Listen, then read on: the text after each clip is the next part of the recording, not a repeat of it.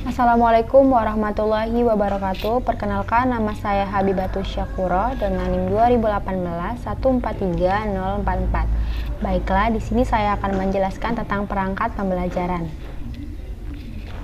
Jadi, pada perangkat pembelajaran ini ada petunjuk gurunya, yaitu menyelesaikan masalah terkait pengelolaan data. Jadi di sini ada tujuan pembelajaran. Jadi setelah mempelajari ini, maka siswa dapat mengetahui tentang pengelolaan data, kemudian siswa dapat memahami tentang pengelolaan data dengan benar, dan siswa dapat menyelesaikan masalah pengelolaan data dengan benar. Yang B itu ada alat pembelajaran. Jadi alat pembelajaran yang digunakan adalah lembar aktivitas siswa atau LKS. Kemudian yang selanjutnya C, alokasi waktu. Nah, yang alokasi waktu yang digunakan adalah 2 kali 35 menit. Selanjutnya di sini ada deskripsi kegiatan, yaitu masalah yang dibahas tentang pengelolaan data. Jadi pada awal pertemuan, guru membagi siswa dalam beberapa kelompok kecil.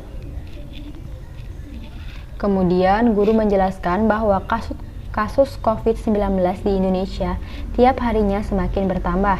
Itulah sebabnya kita harus mengingat 3M, yaitu mencuci tangan, memakai masker, dan menjaga jarak, agar kita semua dapat memutus rantai penyebaran COVID-19.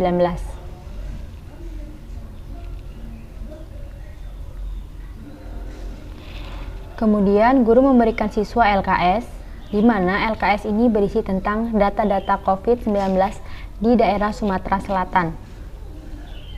Guru meminta siswa untuk maju mencari nilai min, modus, dan median. Setelah itu, guru memberi kesempatan kepada siswa untuk bertanya terkait dengan pembelajaran yang akan dibahas. Setelah selesai menjawab pertanyaan, guru pun memberikan motivasi belajar dengan siswa, yaitu jangan malu untuk bertanya, karena jika tidak bertanya maka akan sesat di jalan. Nah, kemudian guru menambahkan motivasi lainnya agar siswa lebih minat dalam belajar. Selanjutnya adalah ketika siswa sedang mengerjakan LKS, guru pun ikut memantau. Nah, guru meminta setiap anggota kelompoknya untuk maju ke depan kelas untuk menjelaskan hasil diskusi yang telah mereka buat. Jadi setiap kelompok dan anggotanya itu maju. Kelompok lainnya dipersilahkan untuk bertanya. Setelah kelompok lain bertanya, maka kelompok lain dapat menjawab pertanyaan dari kelompok yang bertanya tersebut. Kemudian setelah di akhir, guru pun memberikan penjelasan agar tidak ada lagi kesalahpahaman yang terjadi. Di sini ada E, reaksi untuk guru. Jadi, jika peserta didik belum memahami materi dan soal yang diberikan, maka yang harus dilakukan guru adalah yang pertama adalah menjelaskan kembali materi yang telah diajarkan. Kemudian, guru mengajak siswa untuk mencari lagi nilai main, modus, dan median. Selanjutnya, jika siswa belum mengetahui cara mencari mean, maka caranya adalah sebagai berikut. Yang pertama adalah urutkan data terlebih dahulu, kemudian jumlahkan seluruh data, dan dibagi dengan banyaknya data. Selanjutnya, jika siswa belum mengetahui cara mencari median, maka yang pertama adalah kita urutkan datanya terlebih dahulu. Selanjutnya, bila datanya ganjil, maka bisa langsung kita ambil nilai tengahnya. Misalnya, di sini ada 2, 4, dan 5, maka nilai tengahnya adalah 4. Selanjutnya, jika datanya genap, maka ambil kedua nilai yang berada di tengah. Misalnya, 4, 5, 5, 4. Nah, nilai tengahnya adalah 5 dan 5. Jadi, 5 dan 5 ini kita tambahkan, kemudian kita bagi 2. Selanjutnya, jika siswa belum mengetahui cara mencari modus, maka caranya sebagai berikut. Urutkan terlebih dahulu datanya, kemudian lihat berapakah nilai yang paling banyak muncul. Misalkan 2, 4, 6, 6, 7, dan 8. Nah, dari angka tersebut, nilai yang paling banyak muncul adalah angka 6. Jadi modusnya adalah 6.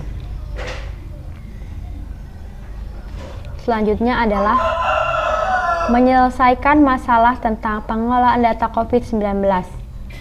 Di sini ada 3.8, yaitu menjelaskan dan membandingkan modus, median, dan mean dalam data tunggal untuk menentukan nilai mana yang paling tepat untuk mewakili data.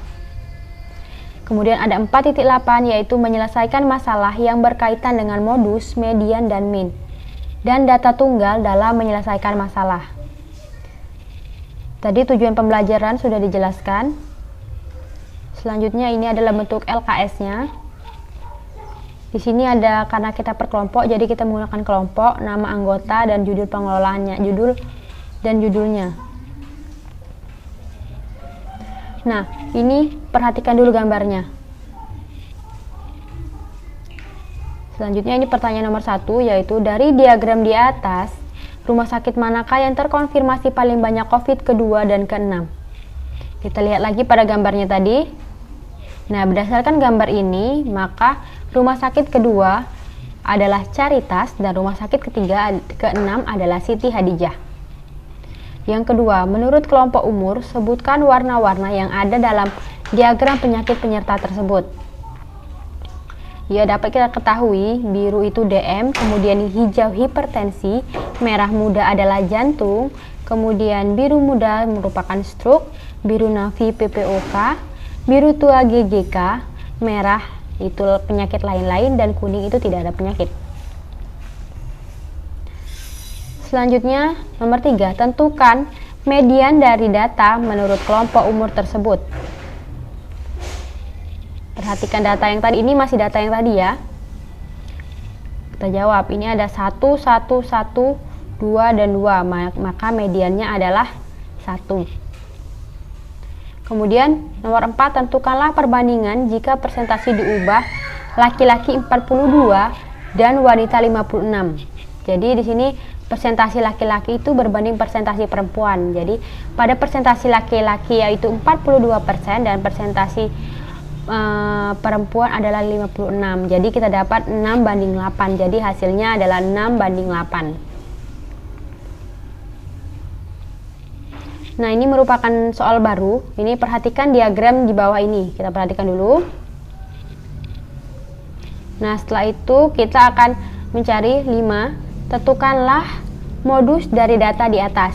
Jadi datanya kita urutkan dulu, yaitu 4, 5, 7, 8, 8, 12, 13, 14, 15, 16, 17, 18, 19, 25, 27, 34, 71, dan 123.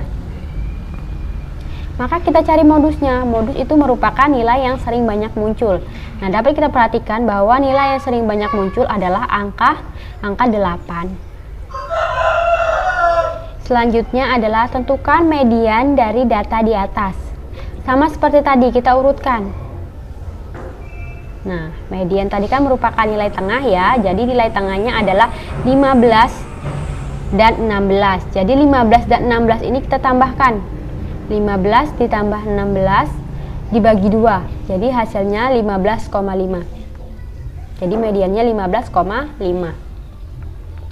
Ini soal baru lagi, yaitu distribusi kasus COVID konfirmasi asistomatik di Kota Palembang menurut jenis kelamin dan kelompok umur pada tanggal 26 April 2021. Nah, ini berdasarkan usianya, urutkanlah data tersebut yang terkonfirmasi dari data terkecil hingga data terbesar. Dari data tersebut dapat kita lihat bahwa ada sekitar 32 pada usia 70 tahun, sedangkan yang kasus 58 ini pada usia 0 sampai 4 tahun, yang 71 ini usia 5 sampai 9 tahun, yang 80 tentang usia 10 sampai 14 tahun, yang 118 usia 15 sampai 19 tahun, kemudian yang 120 pada usia 55 sampai 59 tahun, kemudian yang 158 yaitu rentang usia 60 sampai 69 tahun, kemudian 289 ini terjadi pada usia 45 sampai 54 tahun. Kemudian 1307 ini terjadi pada usia 20 sampai 44 tahun. Baik, kemudian tentukanlah median dari data di atas.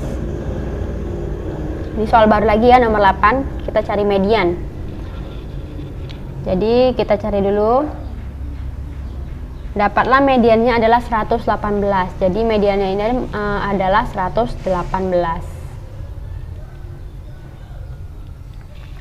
Selanjutnya, jika dilihat dari tabel berikut, manakah usia yang paling banyak terkonfirmasi kasus COVID-19 di daerah Palembang?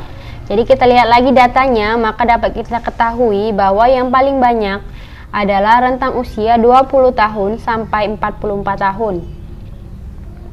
Selanjutnya, tentukanlah min dari tabel di atas.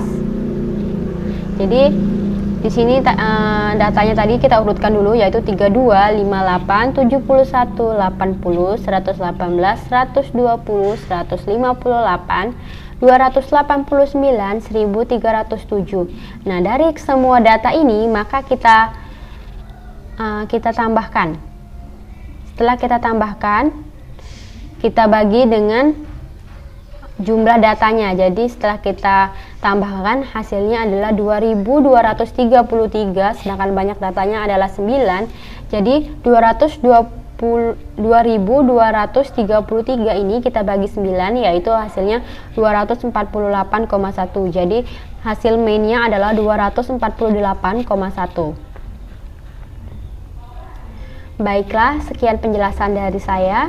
Saya akhiri, wabillahi taufiq wal hidayah. Wassalamualaikum warahmatullahi wabarakatuh.